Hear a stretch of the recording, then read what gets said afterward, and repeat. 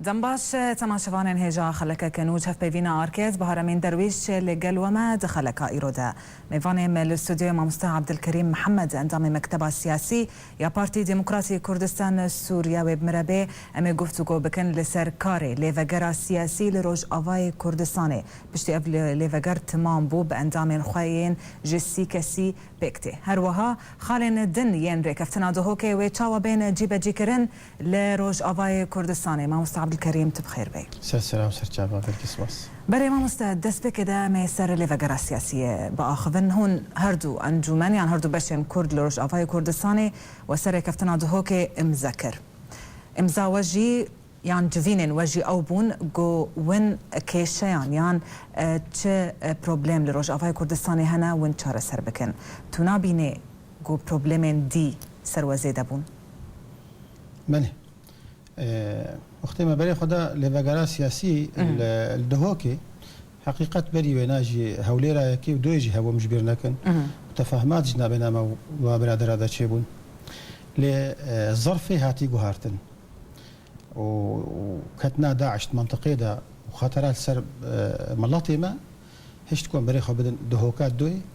و اكيد مزان باري جران تربي جبر روج جي خراب ترى وظرف جي خراب ترى لي مجبور تحمليها ينابكن او بتشرنجيبه وتنفيذها ينابك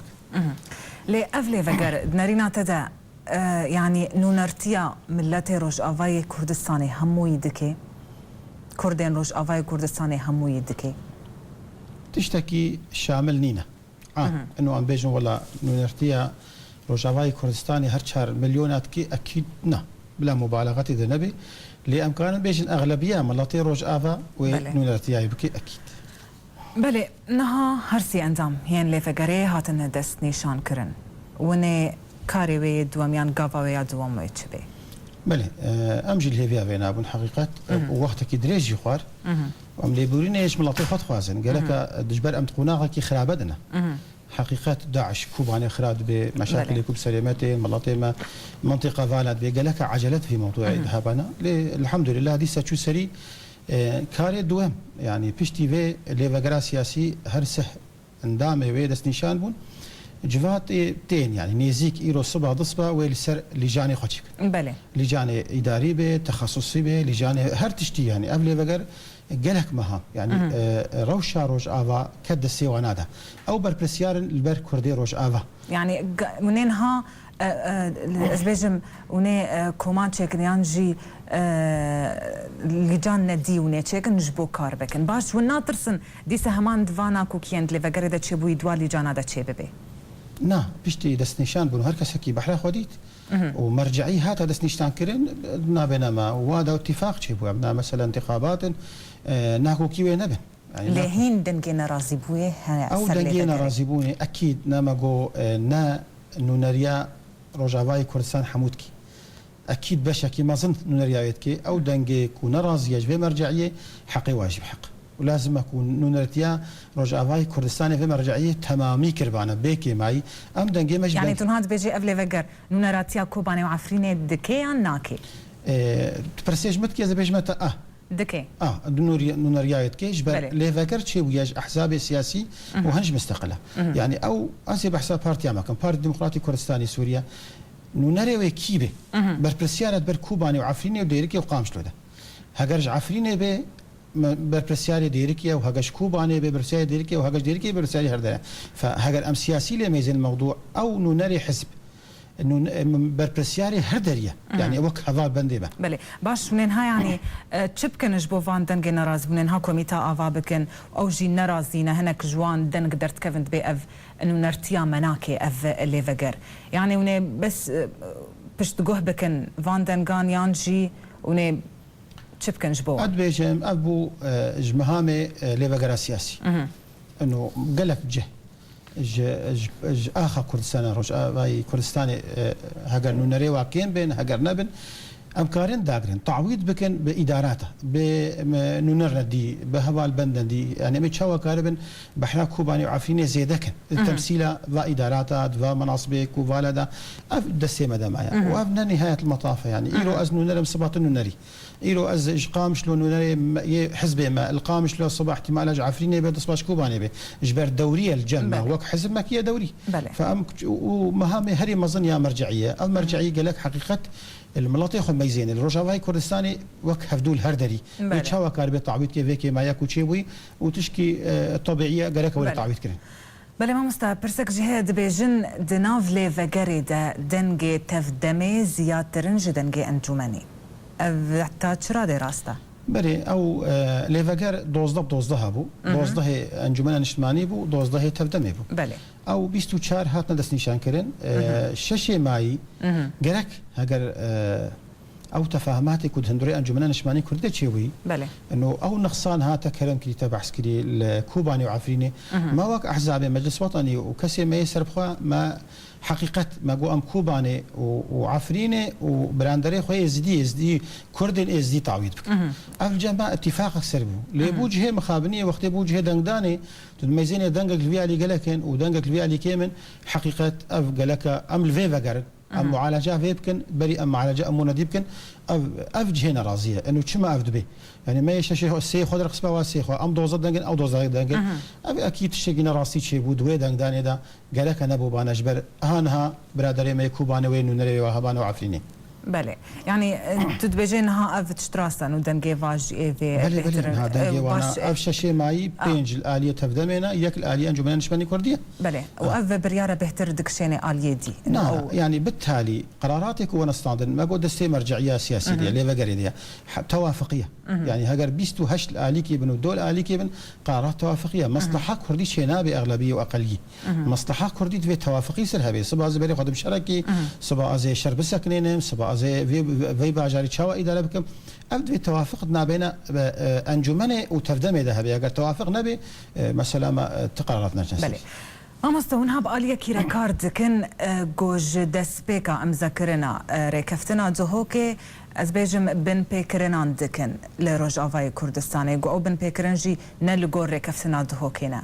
ون يعني ون بشتجوه دكن يان ون شما جبرتش بله وقت ما هم ذكر حقيقة موضوع برادرة ودبن رعايتها جنابي سلوك مسعودة لكم احترامها في اتفاقي بك يعني أبى اتفاق شيبو احترامها هات باكرين قالك تشتهبون كوتكاريب وطرحاتك بدي ملاطيخة يعني يكجوانا مثلا حبسي أب حبسي الزندانات حبسي السياسيين قالك هات بردان مثلا عسكريانا شار يعني قالك أنا بانا راوست بانا باشا ما ام تف بيش مرجنا دبر ولاطي خدا نتي شار خورتال فيرغري ودهار فيرغري والله مطلوب من عسكريات تجنيدي التاريخ حركات الدنيا تبدا والتاريخ شرشي الدنيا عسكريه اجباري نمايا يعني ايرو ام محتاجه كو خلق خو بخشكي تما وهالويستكي وحتانها والندايه برامبر فكاري بلي تواصل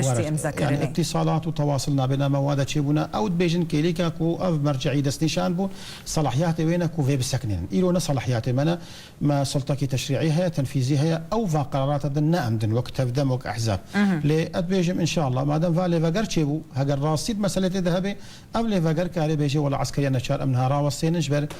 منطقي فالدك فورتما بله لي هولير يكمجي وهولير دوامجي بسروده شو وامذكر وقوتن ديسا او افتشتوينا بن دستيا بلند رابو هالوشا چه غارانتيا جو فيجاري نوا كوان جاري دبي جرينجيا فيجاري خطرال سرمه وتبشم خطر شقة سرمدتي يعني نمونه كردستان عراقي وقتي او هجران ملوني شيبو تبقى راوي سياسي دسي خداها ديت مانو نمان هيا بله بقو مانا من ايرو نكوبانيت خطر يدي عفرين جيت خطر يدي وديرك وقركي لاجيش خطر يدور ميلانشي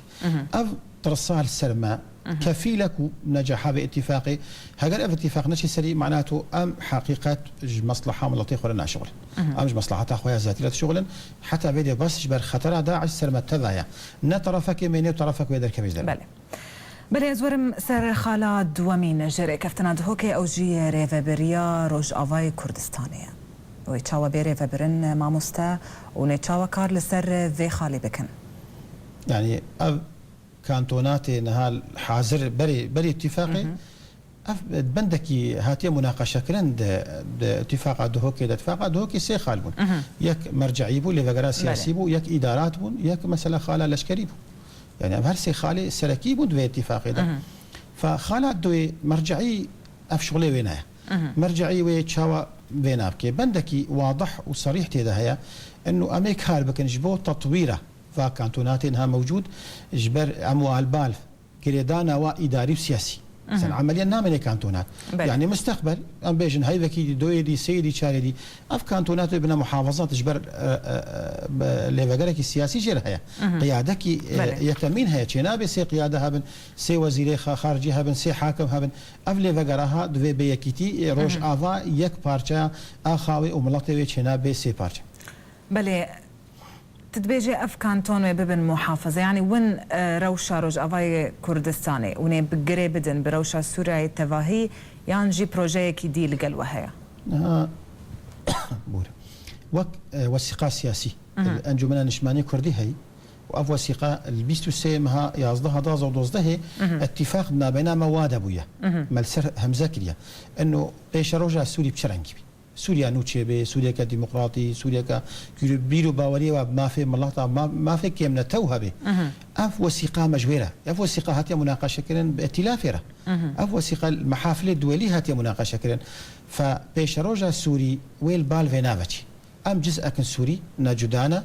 ام جزء اكن سوريا كو ديمقراطي به ما في ملاطه كيمنا توا محفظتك ام جزء اكن جي لإيرود في ظرف هذا ما بفنافي ام المصلحه خو فكرن لبتابيتك ام سورينا ام نجدانا السوري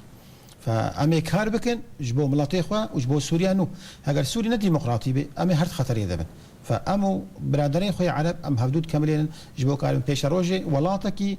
كو ديمقراطي ابابيد هندري ولاتي دا ملاطي ما بغن ما في خو يعني هف بيمان علي كاريا وكريا سر ليفغرا سياسيان جي وضمي وب ليفغرا سياسي كي هاي بيمان ليفغرا سياسي هف بيمان عن اجتماعي اوبوزيسيون بلي نانا او نمقو موضوع كي جريدايه كردي نافي مرجعيه السياسيه الكرديه ما فاقري داي وكردا اگر يك ريزيا كردي هبي حقيقه وموضوعي ما بريستر بي وبهيستر بي خلكي بيحتر احترامه بقري هاف فيمانجي واحترامه بقري اللي وضعي ماكو في حاله بل يمتدبن كس احترامنا بقري واد بيش يمشي مصلحه معارضه سوريه جي كي ريزيا كردي هبي جبر تجاري جي ما دجاتيا عربانكيه ام بامو عرب روجا رودا الشعار ما يعني مهل دايا البراتيا كرد وعرب براتيا كرد وخرسيان يعني اف شعار ما باولي ايمان بها كو اف ولاطيها ولاتكي تعايشه شلو ام ملاطي بهدول بعيشن لنفس حسابي ملاطي ما ولاتك ولا ابابكي ملاطي ما جيبك هي ما في خو بله لانها لسوريا ريجيم جيهين مايا لسر عرضي وهر الدفري كردي جيهين مايا ريجيم تفلو هيزا خوا آبا کرنا ولی وگرا سیاسیان جی دگاوین بیده ریوبریا روش آوای کردستانی معملی اول گر رژیمه و چاوابه ام نجز اکنج رژیمه روش ده ما وقف انجمنا الاجتماعية كردي خالكي واضح الجماهية ام گفتگوی برژیمه رناکن براي خوی عرب يعني ساعتها ام بيش والله امي قفتو كي من الرجيم لكن امي رايها خبوها ما قلت يا ابناء نكال في بندبليزن الا مؤتمري يعني درينا ودا ريجيم وبهله ونفاقا فان بافيشن الرجيم ريجيم به ريجيم ناهل اتفاق كردي شيبي تشكي طبيعيه يعني نجمع في ريجيم يكريزيا كردي شيبي جبل مصالح الرجيم اكيد جينا بنسبتي فيلي فقري ويتعذر للمصالح او كسيكو دجاتيا ويتكن كتنا دواجه دا بيرا اكيد نابينا من الرجيم وين خوش به لي اوجد من سر ظرف بيشاما ام تشوا كاربن تاقلمي نابينا كاريخه والجور روشا سوريا خراب يعني امتيد القامش له والله محمد فارس هيا سوتورو هيا نظام هيا بلي امكتن بابتا لشكريجي انا في بابتا اوجي كج خالي السيم يا ركفتنا دهوكيا لي بشتي نافبرك بتوك ما مستا تماشفان انهجا نافبرك بتوكو ما بردوام بكن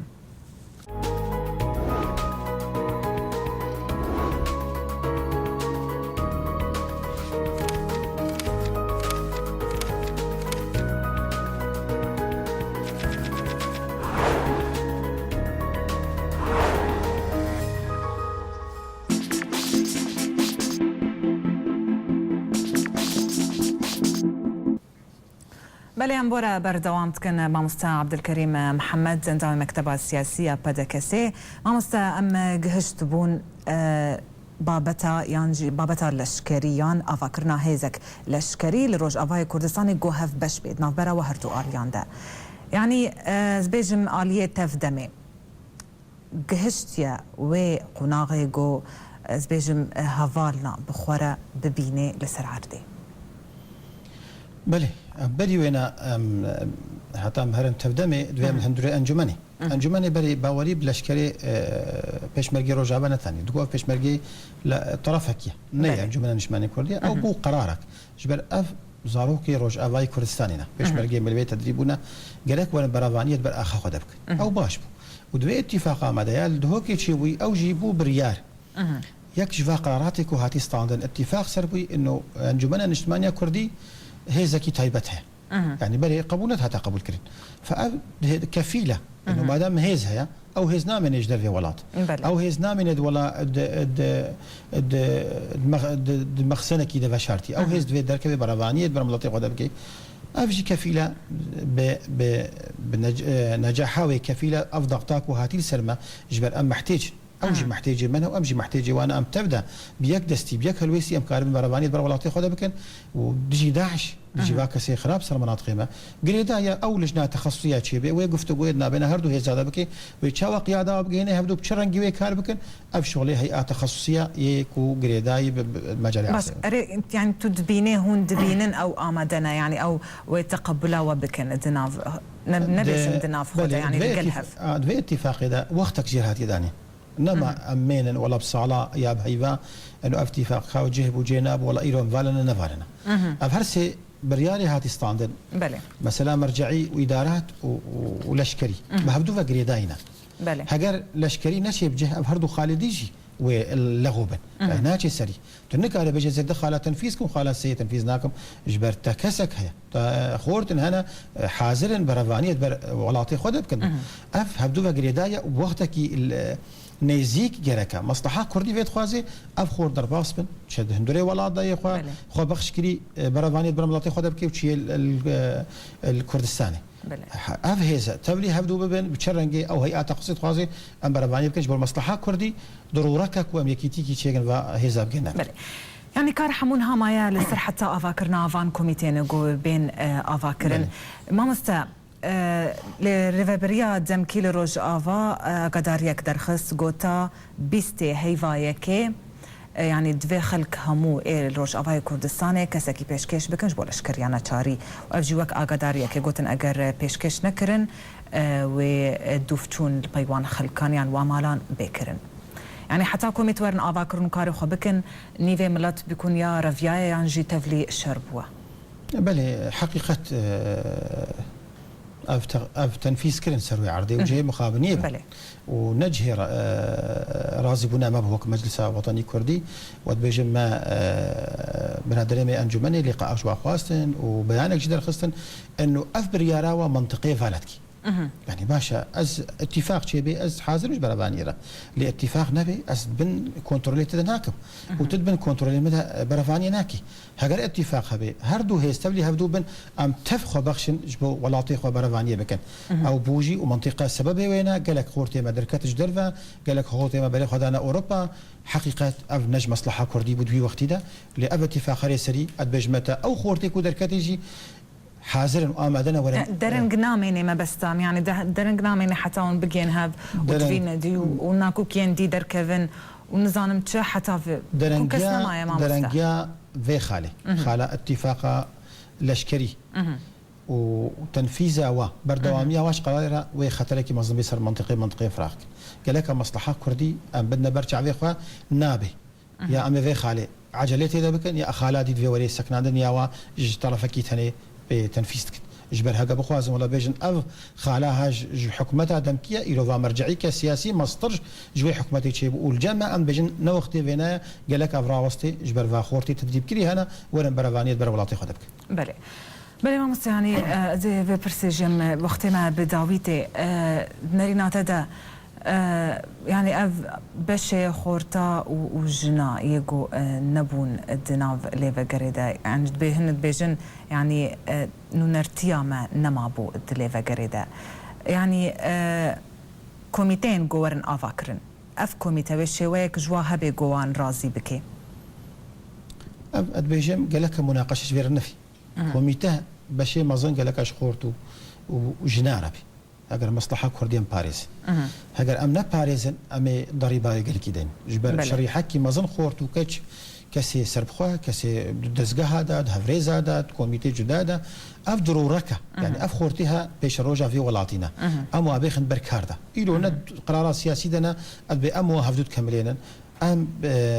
بشتيفانيا باخورتات كن بشتيفانيا جناد كن واد بيجن هاجر دوري ام ند نواجي وك او دو كرسيكو مجلس بحرا خو قراي حقي ما طبيعي بو حقيقه ما خدا عليكي دو كرسي ام هات نخارج بر كو ام دوري بدن خورتو كاتشا ودي سايروجي ادبجم اب اداراتها قالك بحرا بهتر خورتو كاتشا به نشك سيدي به جبر او ظلماك وتشيبي وكو او بيجن وام اريكارن بوي ظلمي راكن سروي عرضي اريكارن ورا وأوجه خوي طبيعي بقرن وقارب الخدمات عملتي خفك بله جاليا كي ديجي يعني دناف فان تشتين جوهاتين قفتو جو كرنا برا لي فقريدا تشتين برا ووتف دميدا ازبيجم درجهن السينوري او في بابتي وقفتو جو كريا يانا درجه السينور يعني بلي او الي بيالي او بشتي اف كانتوناتها تشيبون ما وك انجمني خو صحبان درجه بريم درجه دابون مكارب وخدمات عملتي خفك لي اختي كانتونات تشيبون امنت كانتوني دابون هفال بندي ما حمو خو كشان درجه الي فيالي الي كردستاني بو الي فيالي الي كانتونات ابو امنا درجه دابون ومناطق ما قالك تعدار جديد وقالك مسلك وتعدار سرواب وظلم سرواد ونكاري بن هرنورن دهرود ما نسرجع دا ادبج منها يكشف بنودي خالات دوي اداراتها معابر اف معابر اتفاق ابوي ببيش نابينا ما وانا خورتنا ما كشنا ما ولا سر معابره او كسي طبيعيه يعني نابينا يعني واقف جو كريا جونا بين اكيد او جيت فاخ علينا هاكم مرجعي ودس نيشانكي لجنكي تخصصيش بو مساله معابراجي يعني افشينا بك وبنبي معبر من الدست كده المعبر هاوي معبر معبري نزيكي تشند لجنه يعني كوميتوي هبن خدي اف كوميتا الجور تشتي هاي السروي عرضه ويقاسي وكوميتا جيبن جبرنا بتشي كوميتا كي حتى تبجيكي هريادي قالك جيم اف كوميتا تبع المناقشه وابكي ومعالجه وابكي بيك وقتي يعني ام ولا بشتي دروج دي ام كوميتا اداراتا ام كوميتا ميزانيه كوميتا اسايشي كوميتا لشكري حمو بهفدوره ورا المعالجه كرن جبر وقت طنقه وام بحاجتي عجلينا في موضوع ده خطر سلمها قال وبحث كريا ما مستا على كردي الوربيتش وتشال بهلدان والله باوك انجمن نشبانيا كردي على ما هلدايا على كردستان يا روشتي دي او الجمانيه مناقشه مريز واحترام شركه سياسيه خدوري في اليد بيني او شغلي وياه هاجر ام جهان ظرفك طبيعي وما استفتاءك شكر بخاز مناقشه سر علي بكن ام جويرجي حاضر للجمه مناقشه سر علينا على كردستانيا على كرد وعربي اخا كردستاني ذا كردستانيا فالي احزاب هركسكي الك شكون هدايا او الا وايا معني بها او جهيريز واحترامها لآلة كردستان الجمع نيا مناقشيه ام راستيني كان انت خليج آلة كردستان يمكن آلة كردستان نيا شخصكيه آلة مهاباتيا آلة كردستان عراقيه كردستان تركيا وايراني تبدا اباليا ملاتك 20 مليون يعني مثلا على جوني بكن مثلا استفتائي هاجر برادرنا بخواز مناقشه بكن الجمع اب مناقشه يعني هو مناقشه نكريه يعني الجمع نجهي مناقشه على كردستان من كانت خليج على كردستان يمكن لا قامشلو يجيز ورم باجاري قامشلو يعني وني تشاوا وني كاري خوا الويدري بكن مثلا وآلي خوا بلند بكن وكوميتي خوا بخن بن كاردا وهين ريجيم الويدري مايا رجيم نلقامشلو رجيم هكر ام السر عاخيه زي السر عرضي ما الهردريه ما وقتي وزير كهرباتي ديركي وتي شركة غازي وتير ميلان إذا رجيم هردرية قراراتي وسائل مفعولة يعني مرز واحترام البرادري ما هي والله دستي مدى الرجيم حصتها أخوة كامل منطقي به بله رجيم هقرت تتعرضي وينبي ظرف حالي ده الرجيم موقفك محرج ده أو تعرضي تنابي تكاري ما في كرده يعني أفجي ظرفك آنية وقتية ما شعارك هل اسقاطها في رجيم اف رجيم بخور بالرموز خفا وري جوهارتن تغيير بيش بو ملاتي سوري بهزاره شهيد انا ملاتي سوري بهزاره بنابر بو مليونه تشينابي اف رجيم مين قام حالك هالوا يرو تي مثلا سياستها دنيا تبدا الامم المتحده العالم ده تخوازن هدوء أكيد شيء أو هدوء نابنا رجيم ومعارضة ده فأم جزء أكيد في معادلة هذا أو هدوء الآلية ما يجي شيء به أما في كردا بباريزن بي أموا تعرضي هفدو بن وتشكي إيجابي به وإيش مصلحة كردي به حتى ويوختيكو قرارك وري قرارك رجيم راكن أم معني نبي بملاطي سوريا كرد وعرب وفلاهرة أم جوي رجيم راكن پاراستنا برجواندیا کردی بکوی آسته گون آماده بن گفتگوی الگل رژیم بکن تاون کار بن دفرین خوا بریفه ببن مقول بري مؤتمر سي أمنك گفتگوی بكن إجبر بريارة مؤتمر دوي تشينابي الكتلة الكردية بمفردها لا تتفاوض مع النظام يعني أم الحالة تفاوض نينا مؤتمر سي بيشتي هاي بديل داربي تنزعني احتمالات المناقشة هذا أغلبي بصين بها مفاوضة بنظام لكن أو قراراتهم في مؤتمرنا أو مؤتمر جي يعني أنجمن كدسي مرجعية ده قرارنا هبو قرار مرجعية هاجر أم ند مرجعية ده بنا مؤتمر ما يأنجمن اجتماعي البريار ده بقى أم ملزم واللي بيجي له أو بريار بديجي في مرجعي موافق بمرجعي سلكي أو ومفاوضات بكيركي علاقات بكيركي وگفتگوی بكيركي أو بشغل مرجعي. بله.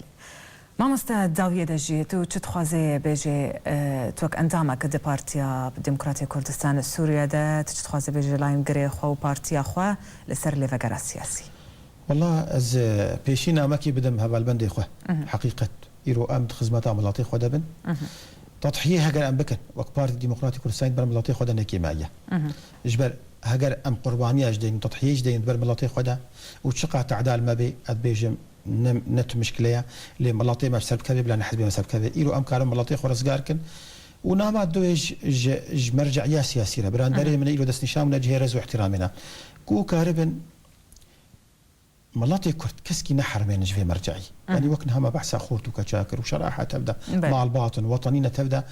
تف آري كاربن في مرجعية أحتام كاربن حقيقة في ترصها هالسر خدوركن أم محتاج اتفاقنا هجر اتفاقنا به نا ليفاجر تشيسري ونا مرجعي تشيسري ونا دوكا بينجي تشيسري هجر اتفاق هبي أدبيجم أميج فينا كاربن ما في خبجك. بله عبد الكريم محمد أنت من مكتبة السياسي بارتي ديمقراطي كردستان قال لك سباس ما مستثمر آمده بيد بخلا كده. تماشا هجا خلقه فينا أركي إيروجية بداويها تتا خلقه كدي هرشات من.